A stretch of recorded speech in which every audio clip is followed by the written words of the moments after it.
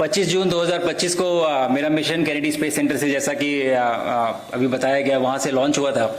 और हमारा मिशन 18 दिन इंटरनेशनल स्पेस स्टेशन पे हम लोगों को रहना था और उसके बाद वापस पैसिफिक ओशन में सैन डिएगो के पास हमारी लैंडिंग होनी थी।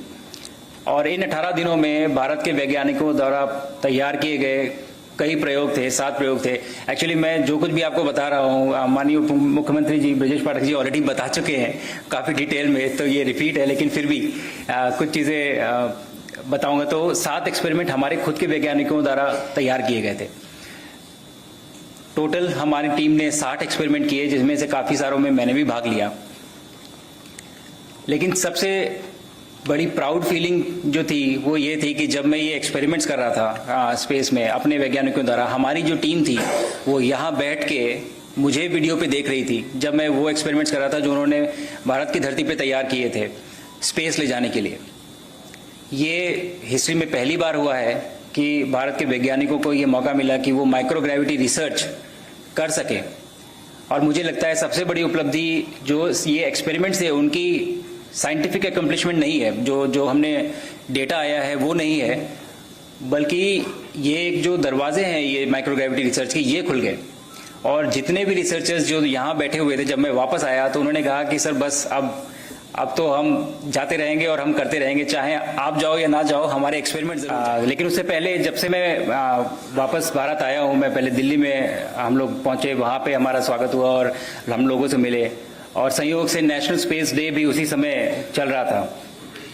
तो मैंने जो एक्साइटमेंट और उत्साह देखा स्पेस को लेके इस बार, कमाल की बात है कि 2 साल पहले तक हमारे पास स्पेस डे जैसी कोई चीज़ नहीं थी। नेशनल स्पेस डे हम पिछले 2 साल से मना रहे हैं, लेकिन इस बार का space day, national space day में जो उत्साह और एक्साइटमेंट मैंने देखा, तो मुझे ये विश्वास हो गया, जो अभी माननीय उप मुख्यमंत्री जी ने बात कही कि आने वाले समय में लोग नासा की नहीं इसरो की बात करेंगे, ये सपना नहीं है, ये बस एक हकीकत है जिसको होने में टाइम लगना है थोड़ा बस।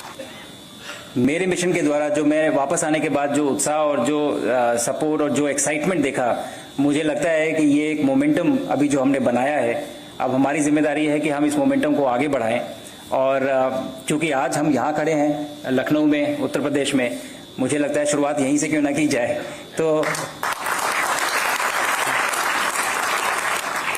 अब अगला ट्रांसफॉर्मेशनल सेक्टर जो मुझे दिखता है वो स्पेस का क्षेत्र दिखता है, और मुझे लगता है कि बाकी सारे सेक्टर, चाहे वो एजुकेशन हो या इंडस्ट्री हो या फिर डिप्लोमेसी कहूँगा मैं, किसी भी तरीके से आप स्पेस के क्षेत्र को किसी भी विभाग में यूज़ कर सकते हैं और एक ओवरऑल नेशन बिल्डिंग के टूल की तरह हम इसका इस्तेमाल कर सकते हैं। लेकिन पीछे बैठे बच्चों को मेरा एक मैसेज है, ख़त्म करने से पहले ज़रूर बोलूँगा कि हमारे तो प्लान है, हम गगनयान में एक ह्यूमन को भेजेंगे, फिर भारतीय अंतरिक्ष स्टेशन का निर्माण होगा, और उसके बाद 2040 में कोई ना कोई मून पे ज़रूर जाएगा, चांद पे ज़रूर जाएगा। उस समय तक आप लोग तैयार हो जाएंगे।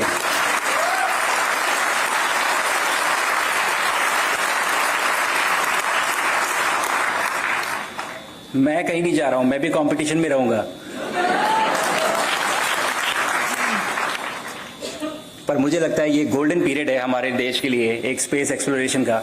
और जिस तरह का एक्साइटमेंट सभी ने दिखाया है, मुझे लगता है कि अब ये जागरूकता है कि हमें इसको परस्यू करना चाहिए और आगे इस क्षेत्र को लेकर आगे बढ़ना चाहिए।